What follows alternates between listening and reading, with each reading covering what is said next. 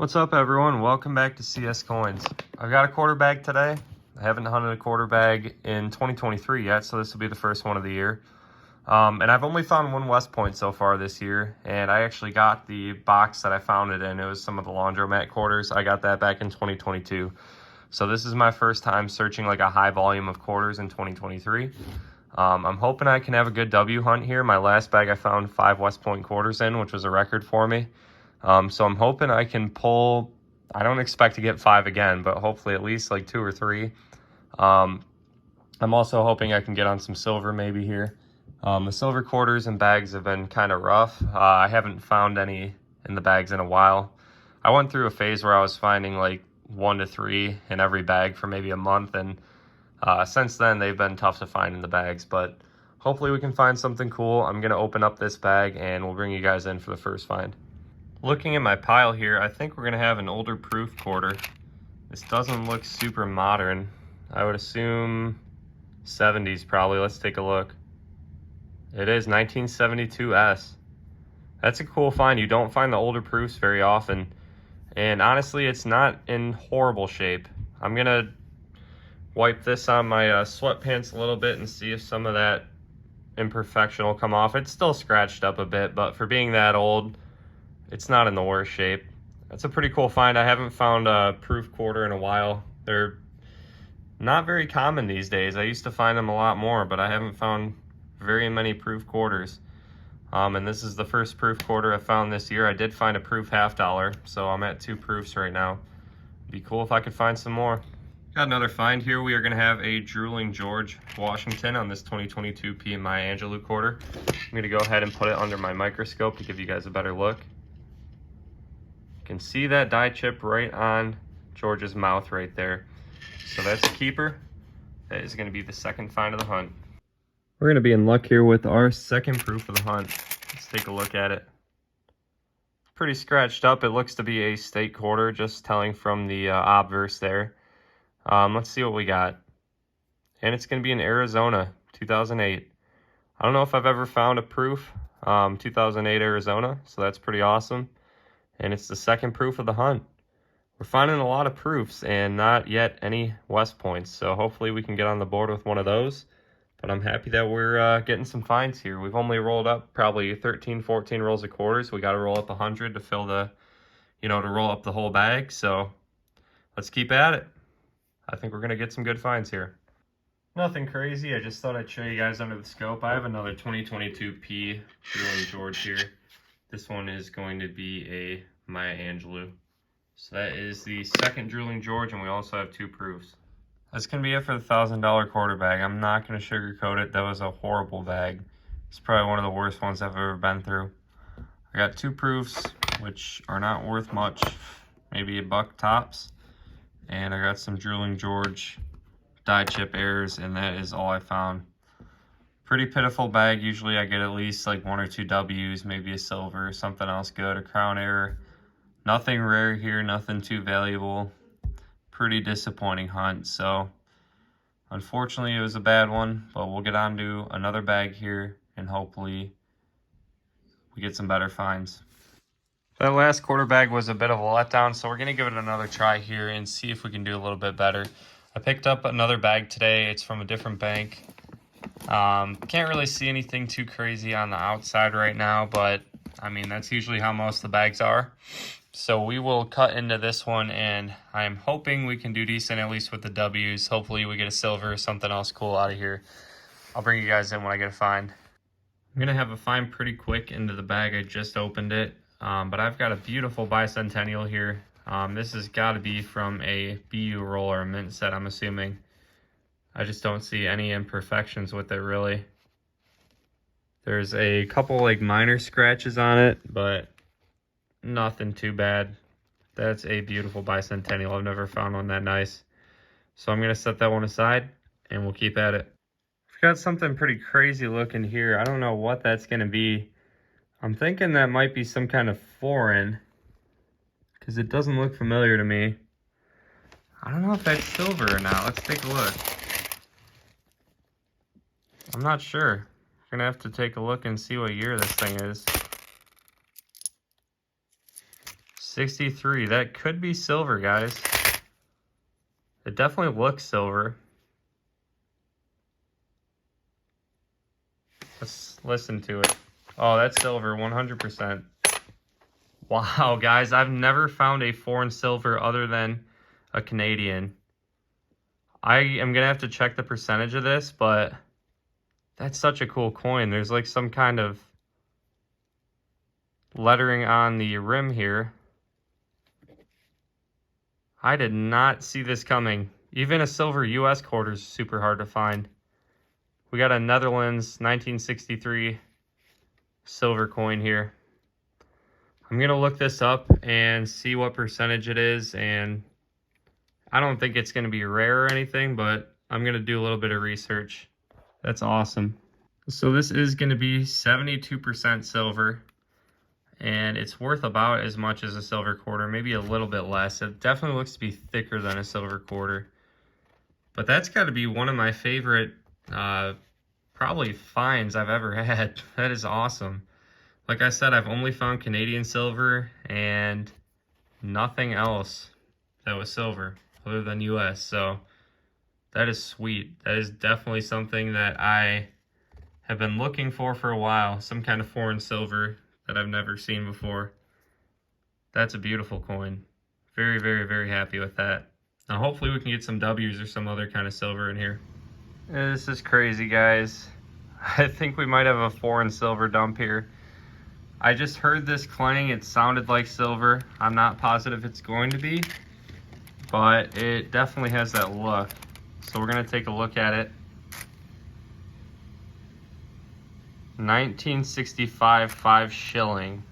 Let's take a listen. That sounds like silver as well, guys. That's crazy. It's from Austria, I think. I took some German in high school. That's how you spell Austria in German, Österreich, or say it. I probably butchered that accent there, but I think that's going to be another silver coin, guys. That is crazy. I'm going to look it up, find out the percentage, and I'll let you guys know a little bit more about it. So we do have our second foreign silver in the bag. This one is 64% silver. That is an incredible find, guys. What is going on? Like I said, I've never found a foreign silver other than Canadian in my first almost 2 years of coin roll hunting. And now we have two from two different countries in this bag alone. That's insane. I think we've got a foreign silver dump in this bag, guys. I think that's probably another foreign silver. Let's take a look at it. 1 franc 1958, that definitely looks silver to me. That is so crazy, guys. I'm so hyped up right now. Let's take a listen and make sure it's silver. It definitely looks like it. That is silver, for sure. I'll check out the percentage as I have on the other two, and I will let you guys know what we're dealing with here. That is insane. Somebody definitely dumped a silver foreign collection in here. Hopefully there's more. I haven't really seen any more, but as I'm like sifting through, things are popping out here. So that's gonna be our third silver. Unbelievable. I'm gonna look that up. I'll be right back. So this is a 1 franc coin from Switzerland, 1958, and it is 83.5% silver. So that is the heftiest silver content we found yet. And that is a big piece of silver. That's a thick coin, so that is awesome. 3 foreign silvers so far in this bag, all from different countries. Our first from Switzerland here. That's incredible. I just thought I'd show this. Other than the nice bicentennial and the foreign silvers I found, I haven't had any other finds really. But I got a pretty nice toner here. I don't think I'm going to hold on to it just because it is pretty well worn. But it's got some nice colors on it. It's just kind of cool to see. Like I said though, just not good enough condition to warrant keeping it. So I'm going to put it back. It is a really cool looking toner though. I'd say I'm a little more than a third of the way through this bag here. Still got a bit to search, and I got a lot outside of it. But we are going to have a S-minted business strike coin here. This one is actually kind of beat up. Usually when I find these, they're pretty much uncirculated, but this one's seen some circulation. And we are going to have a Fort Moultrie, South Carolina, 2016. These are always fun to find. I am not very upset about that. I'm just hoping we can get some more silver on the board. I'd like to get some more foreign silver. That would be epic if we could get 4 in this bag. Couple quick finds I wanted to show here. I am going to have a bird's nest on this 2021 P crossing the Delaware quarter here. I actually haven't found one of these in a while for whatever reason. I don't think I found any in the first bag I searched for this video, and they have been very tough to find in rolls lately. I don't know why. This used to be the most common error I could find. These showed up all the time, and lately they've just been very, very tough to find for some reason. So we will hold on to that one. And one other find I wanted to show you guys. Got a beauty of a 86P here.